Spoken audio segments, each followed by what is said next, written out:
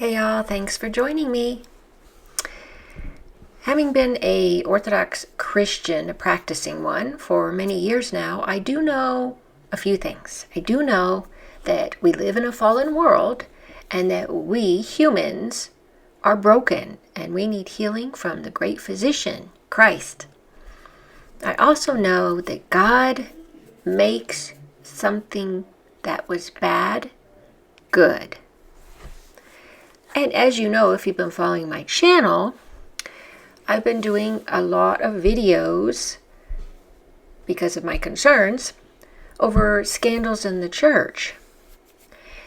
And this is not a new thing. This has been historically so throughout the church. Let's find out what these scandals mean. I found yesterday, I think it was, by Father Josiah speaking on it. I'm going to share that with you. Since I had just done a video on a scandal, I thought, this is a perfect time to do this. And of course, all the ones before that. So let's hear what he has to say. One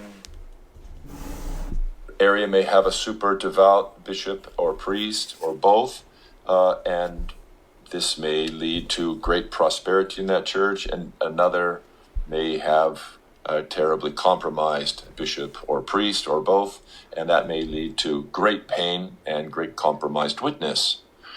This is simply reality. And let me go on a little bit further than that and suggest to you, dear ones, that it's not just reality, but it is necessary. Scandal is actually necessary. God actually uses these horrible realities of compromise, especially the compromise of leadership in the church, to work incredibly good things for the faithful.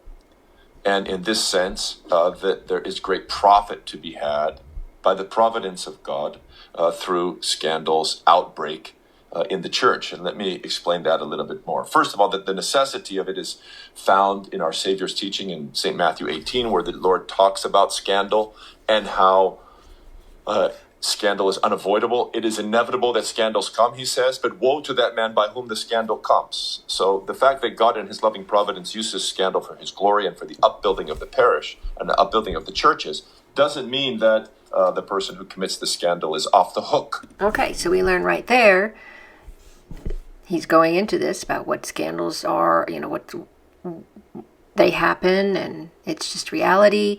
And then he talks about that doesn't mean those who cause the scandals are off the hook.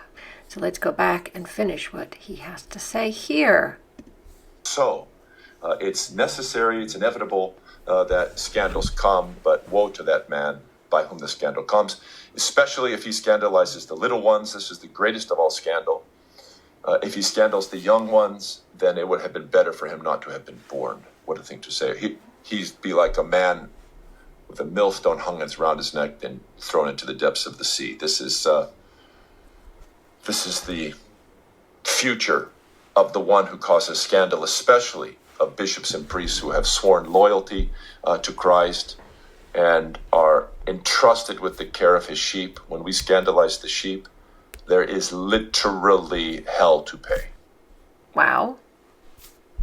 There's literally hell to pay. We understand that if you think of this, is that the fact that as he said, the bishops and the priests, the clergy are responsible for the souls of their flock. And so that's what I think he is talking about there. So let's go on. So this is the first word. The reality of scandals is simply necessary. You see this in the Church of Corinth, of course. Paul describes the scandals from the beginning to the end of his first letter to the Corinthians. Particularly in chapter 11, he says, it is necessary that scandals and visions take place. It is necessary.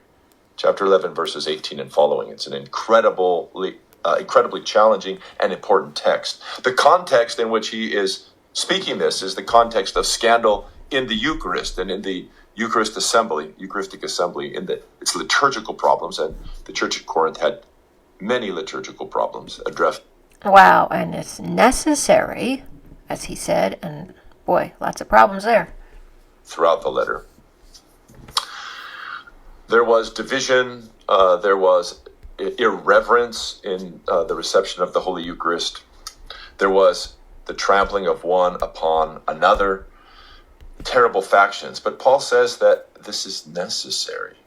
What is that all about? Yes, Paul says it is necessary that factions and divisions take place so that those who are approved may become evident to all. Those that are approved may become evident to all. Through the appearance of the scandal and the response of the faithful to that scandal, the whole community recognizes who are the solid leaders, who are those who actually have integrity, who actually maintain the faith and are willing to die for the truth.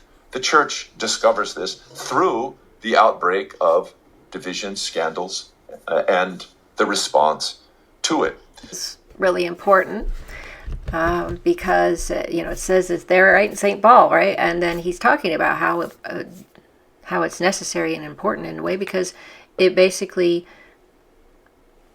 exposes who is not truly following and of the Spirit, and then those who are, and then the people can, through God's gift of discernment, through our baptism and everything else, we can see when something isn't right. We have that intuition of that in us, that discernment that tells us, okay, this is not right, like I was saying last night in my other video. And then you have the opportunity to know who those who are teaching the truth, who do have that spirit to do that, that are in them, and they are full of integrity and they have that wisdom and holiness. So I'm going to go to one other part in here. Make wise decisions. Leaving the church is not a wise decision. Instead, affix yourself to the faithful. If it's something that isn't going to be fixed locally, if something that you're discerning can't be fixed, and the scandalous leader is not being dealt with in your mind in a way that's most salvific for the community, then align yourself with someone that you trust. Affix yourself to a priest, to a pastor, to a bishop that is faithful, because that's the purpose of scandals. Often St. John Chrysostom says in commenting on St. Paul, scandals are necessary so that those who are approved may become evident and you can affix yourself to them. And that's the whole thing. That's the importance there of being discerning, and knowing that difference is really important, because if you aren't keeping up with what the church teaches, you won't really see that. You won't really know if they're doing anything wrong. Actually, just saying that it's possible that if you don't have any knowledge, it might be more difficult to discern who is that holy disposition and wisdom. But anyway, as you see what he said, that's what we do. So I wanted to share that. I thought you all would find that interesting and helpful. Thanks so much for watching, for following my channel.